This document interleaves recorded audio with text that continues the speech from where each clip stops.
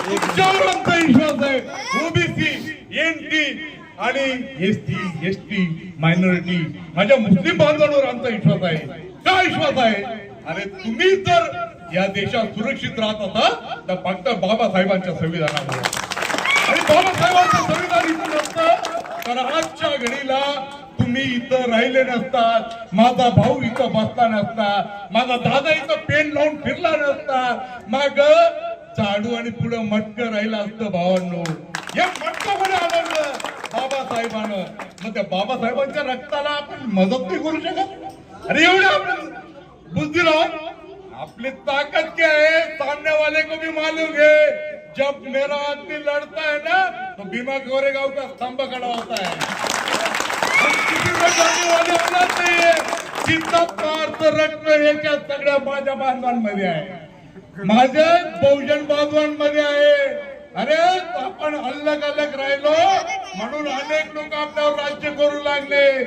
अगं माय, तू मागे राहिली पण तुझ्या नावावर आदिवासी महिला राष्ट्रपती झाली ते माझ्या बापाच्या संविधानामुळे.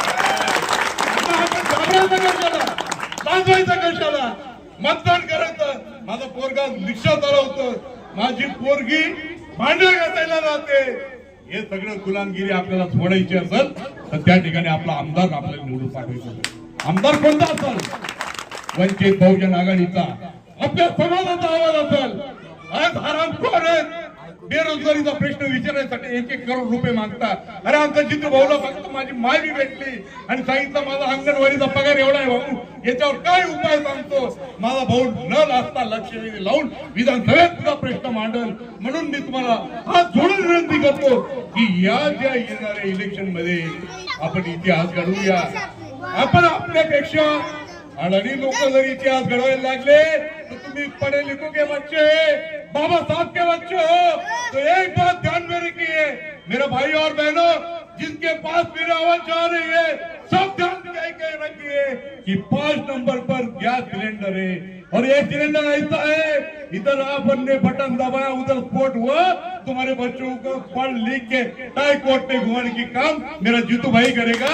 ये आपको आश्वासन देकर मैं यहाँ से आपसे आज उधर नहीं जा रहा, पर बाद में जब आऊंगा जीतू भाऊ का गुलाल लेके आपके साथ आऊंगा. यही मेरा ख्वाब है. और मेरे माता बहनों को सबसे विनती है कि आप सब हाथ ऊपर करिए कि मुझको लगना चाहिए कि मैंने कुछ बोला और मेरे माँ बहनों को समझ आया. तो आपला नारा काय आहे? अनुक्रमांक नंबर 5, दलिंदर हटाओ सिलेंडर लाओ. दलिंदर हटाओ, दलिंदर हटाओ, दलिंदर हटाओ. आपला अनुक्रमांक नंबर 5 आहे. आपल्या उमेदवाराचं नाव आहे जितू भाऊ शिरसाट. आपली निशाणी आहे गॅस सिलेंडर आणि आपला पक्षप्रमुख आहे बाबासाहेबांचं रक्त आदरणीय बाळासाहेब प्रकाशजी आंबेडकर. तरी सगळ्यात माझ्या समाज बांधवांना, भगिनींना, जे जे माझा हवा त्यांच्यापर्यंत जातोय त्या सगळ्या भगिनींना माझी विनंती आहे की 20 तारखेला सकाळी 7 तर संध्याकाळी 5 वाजेपर्यंत तुमचं मतदान तर नोंदवा.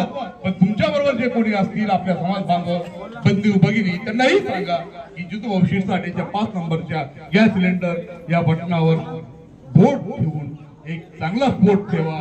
आणि तो स्फोट घडल्यानंतर तुमच्या पोरा पोरींना एक चांगलं शिक्षण, एक चांगलं आरोग्य हे आपण देऊया. 16 तारखेला आदरणीय बाळासाहेब प्रकाश आंबेडकर, जे बाबासाहेबांचं रक्त आहे.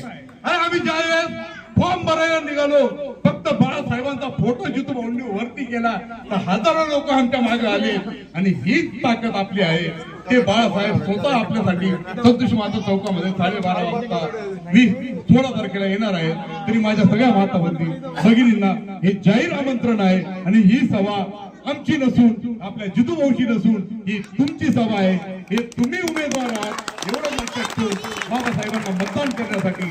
बाबासाहेब आपण मी पाहिले नाही, भाऊंनी पाहिले नाही, पण बाबासाहेबांचं रक्त आपण पाहतो आहोत. बाळासाहेबांची तब्येत ठीक नाही तरी ते आपल्यासाठी येत आहेत तुमचे आशीर्वाद मागण्यासाठी, आमच्या उमेदवाराला विजयी करण्यासाठी. आमचा नसून तो आपला उमेदवार आहे. लोक वर्गणीतून उभा केलेला एकदम गरीब घराण्याचा लेख तुमच्या समोर आम्ही आणून ठेवला आहे.